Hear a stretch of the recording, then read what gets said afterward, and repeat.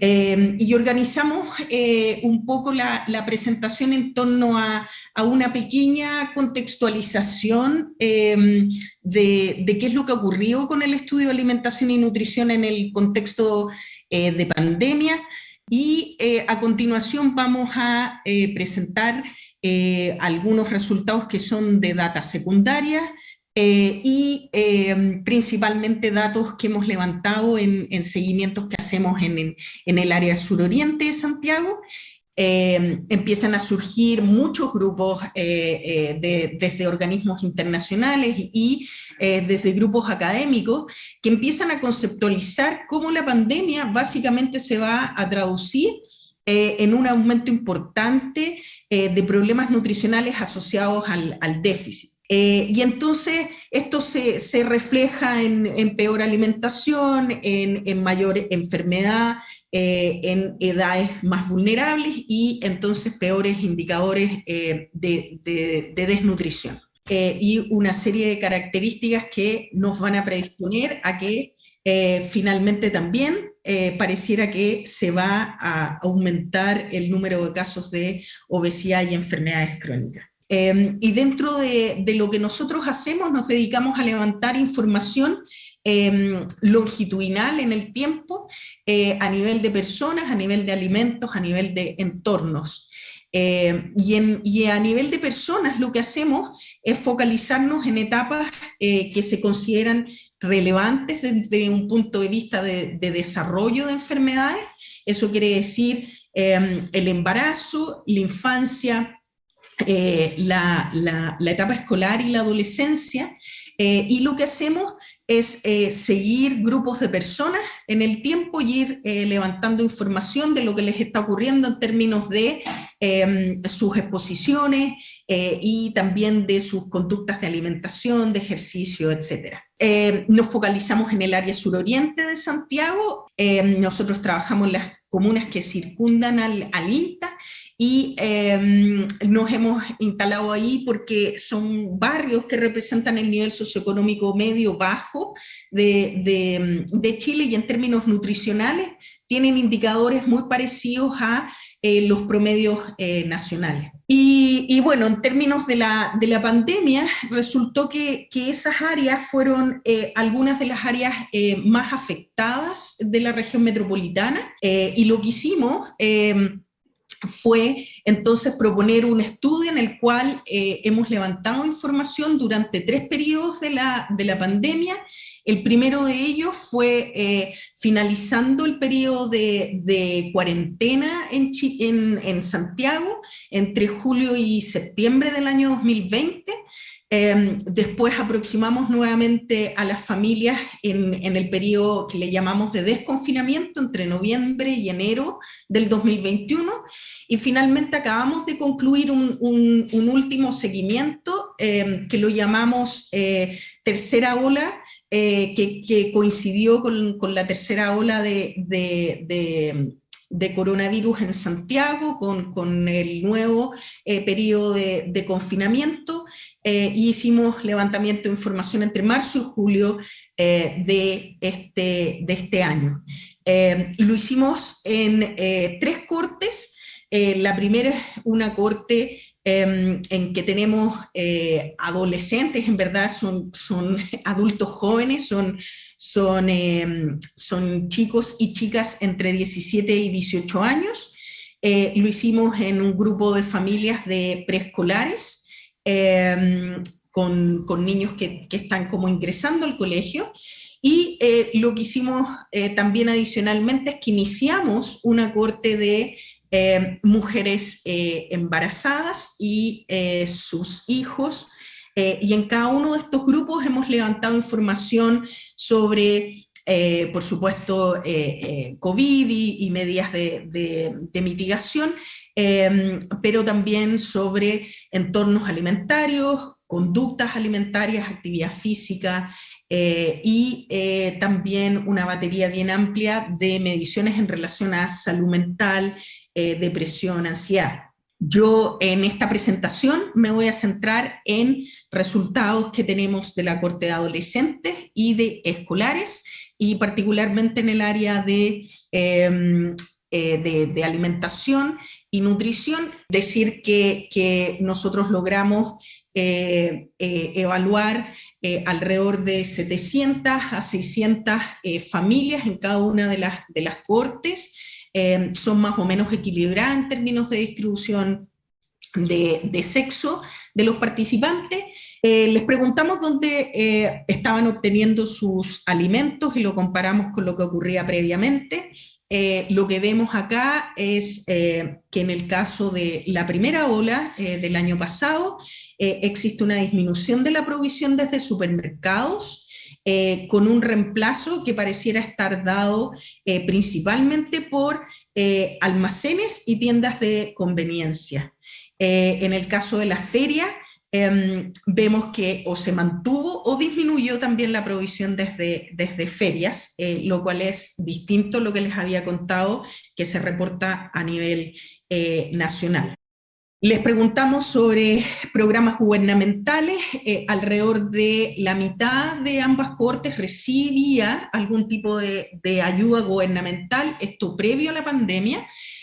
Principalmente las ayudas que reciben estas familias vienen de JUNAEF, JUNGI, eso incluye el programa de alimentación escolar, pero también estas tarjetas que se entregan, las tarjetas BAES, que te permiten comprar alimentos, y en menor medida estas familias reciben apoyo en términos de alimentos, les preguntamos, a partir del programa, de los programas ministeriales de salud que entregan leche y alimentos a embarazadas y adultos mayores. Y vemos que esto sigue disminuyendo en la medida que aumenta o que ha ido progresando la pandemia. El retiro es incluso menor en esta última aproximación que le hacemos. Sin embargo, tenemos un grupo de alrededor de 20% de las familias que no retiraba previamente y empezó a hacerlo, que probablemente representa aquellas familias que tuvieron mayor dificultad y tuvieron que recurrir a este tipo de ayudas durante este periodo. Les preguntamos también si habían recibido los beneficios en forma completa y si tenían sellos los alimentos y cuántos sellos tenían. Alrededor del 50% de las familias siente que no recibió los beneficios completos o como los recibían previo a la pandemia. Tenemos alrededor de un tercio, y en el caso de los adolescentes, las familias de adolescentes, más de un 40% de las familias que dice que recibieron productos que llevaban sellos desde estos programas, y un preocupante como 15% que dice que no solo tenían sellos, sino que tenían más de 3 sellos, lo que significaría incumplimiento de la ley en curso. Les preguntamos por nuevos apoyos en términos alimentarios que hubieran surgido durante la pandemia. Vemos que la gran mayoría lo que recibió en el año pasado tiene que ver con cajas de alimentos, y todas estas ayudas disminuyen en la medida que ha progresado la pandemia, excepto la entrega de vales de alimentos, que les preguntamos también quiénes eran los que entregaban estos beneficios. Y en el caso de los vales de alimentos vemos que son principalmente beneficios que provienen desde municipalidad y organizaciones sociales locales.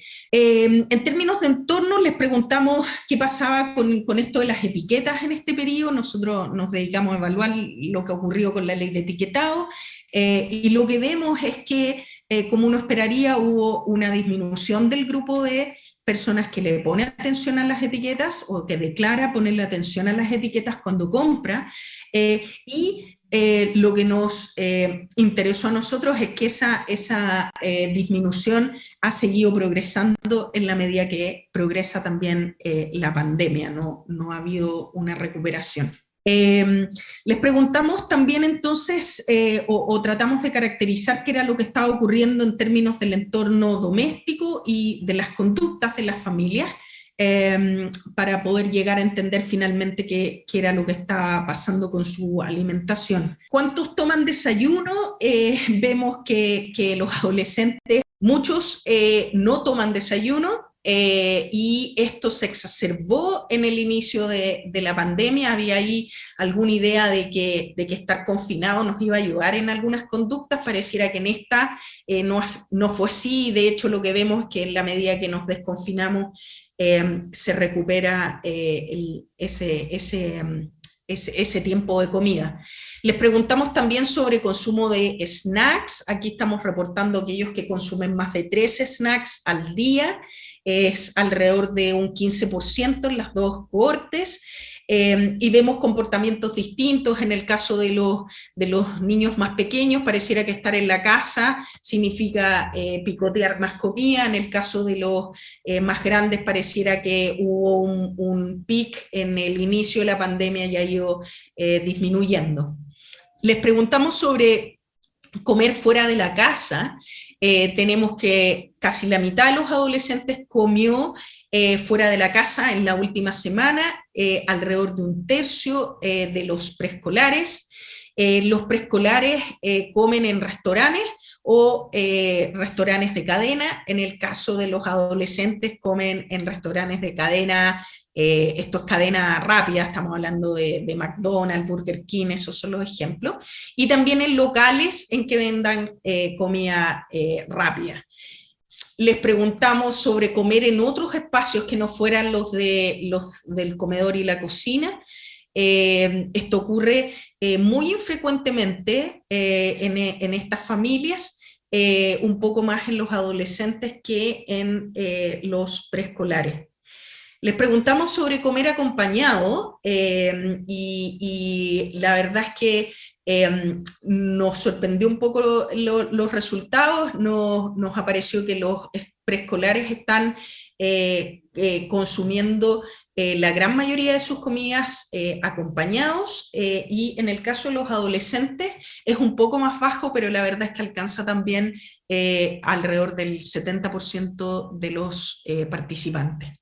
Les preguntamos cuántos sabían cocinar, y lo que vemos es que tenemos un porcentaje como de alrededor de dos tercios que maneja menos de 4 técnicas culinarias, y en el caso de los adolescentes esto es abismante. La verdad es que la gran mayoría no domina a lo menos 2 técnicas de preparación de alimentos, y vamos a ver lo que implica eso en términos de conductas.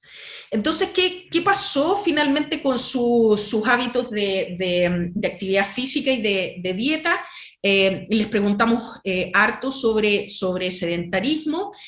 Acá estamos reportando ver televisión más de 2 horas al día, y tal cual lo que uno esperaría. Un porcentaje altísimo de preescolares sentados a la televisión por lo menos 2 horas al día. Esto cae en forma importante con la progresión de la pandemia. Este porcentaje es un poco menor en el caso de los adolescentes, pero tiene también esta misma conducta como de disminución progresiva. Aquí estamos estamos aplicando un cuestionario de actividad física validados, el IPAC, y reportamos actividad intensa en la última semana, en que, tal cual uno esperaría, vemos que al desconfinar tenemos un alza en el porcentaje de niños que hace actividades intensas. También lo que uno esperaría es que las actividades intensas se concentran en los escolares y mucho menos en los adolescentes. Lamentablemente nos vamos volviendo cada vez más sedentarios con la edad. Aplicamos una encuesta de inseguridad alimentaria que es de la FAO, la escala FIES, y lo que nosotros encontramos es que en la primera ola tenemos alrededor de un 12% de hogares que califica con presencia de inseguridad alimentaria moderada. Tenemos menos de un 1 con inseguridad severa, que es lo que se llama hambre, y estos niveles caen progresivamente en el desconfinamiento y en la tercera ola, y esto está muy en sintonía con lo que reportó Mideso con la aplicación de esta misma escala a nivel nacional. Nosotros no los medimos, los estamos midiendo recién ahora, hemos iniciado desde junio mediciones presenciales, y así que les preguntamos a ellos sobre su percepción de cambio de peso. Aquí les estoy mostrando los que reportaron haber aumentado de peso, y tenemos entonces alrededor de un 50% de los participantes que piensa que aumentó de peso. En el caso de los adolescentes, esto se ha ido intensificando en la medida que avanza la pandemia. Solo con los resultados preliminares les puedo decir que lo que nosotros estamos objetivando son cifras menores, estamos viendo efectivamente que hay un porcentaje de alza de peso, pero que si se compara con lo que uno debería observar por edad, es alrededor de un 30% más, no 50%. Aquí los resultados en relación a qué predice que uno consuma más de estos alimentos ultraprocesados, poco saludables. En el caso de los escolares, el comer fuera de la cocina es un factor de riesgo, y el dominar menos de 2 técnicas culinarias, de nuevo, es un factor de riesgo para el mayor consumo de alimentos ultraprocesados. En el caso de los adolescentes, el riesgo está concentrado en los hogares de participantes de sexo masculino y en aquellos que picotean más o sea, que comen más de 3 snacks por día. En los escolares, los que tienen más riesgo son los que comen fuera del hogar, los que declaraban salir a comer fuera del hogar, y en el caso de los adolescentes, quienes recibieron cajas de alimento, los que declaraban no fijarse en los sellos cuando compraban alimentos, los que comen más frecuentemente fuera del hogar, y los que manejan menos de 2 técnicas culinarias. Finalmente, un modelo en relación a predictores de percepción de aumento de peso durante la pandemia. En preescolares tenemos que pareciera ser protector no haber completado la escolaridad, pero es factor de riesgo estar hacinado, el picotear más de 3 snacks al día, el ser obeso previamente, en el fondo aumentó la obesidad en aquellos que ya estaban, mientras que resulta protector en este modelo el haber seguido comprando en supermercados durante la pandemia. En el caso de los adolescentes, el riesgo se concentra en las mujeres. Aquí vemos que es en aquellas familias que la madre tiene menor escolaridad, en aquellas familias que declararon no fijarse en los sellos cuando compraban alimentos, y nuevamente en aquellos que tienen menor manejo de técnicas culinarias. Entonces, como para ir cerrando, lo que es bien relevante del proceso actual es que se estaría sobreimponiendo a esta pandemia de obesidad una pandemia de mala nutrición y probablemente déficit de micronutrientes y de estrés materno, lo cual la idea es poder estudiar cómo va a influenciar la salud mental y física de los chicos. Terminar diciendo que a raíz de toda la evidencia que se está levantando en diferentes partes, siguen habiendo mensajes en relación a cómo debemos hacer la recuperación y la reinstalación en los periodos futuros. Hay acuerdo frente a ciertas acciones que podrían generar beneficios en forma independiente de cuál sea la situación nutricional, y esto se refiere básicamente a fortalecer los programas de protección social y gubernamental para familias de menores ingresos. Mucha discusión en relación a cómo los colegios y sus programas de alimentación pueden sostener la alimentación saludable, inversiones en relación a tratar de sostener algunos de los programas que en forma espontánea o en forma organizada desde las comunidades se han levantado y que pudiesen ser escalables o sostenibles en el tiempo, y también acuerdo en relación a que las restricciones de marketing de alimentos que no son saludables debiéramos fortalecerlas y hacerlas bastante estrictas en relación a lo que va a ocurrir como en el futuro. Es decir, que también hay una discusión sobre quiénes son los principales beneficiarios de este tipo de acciones o quiénes debiesen serlo.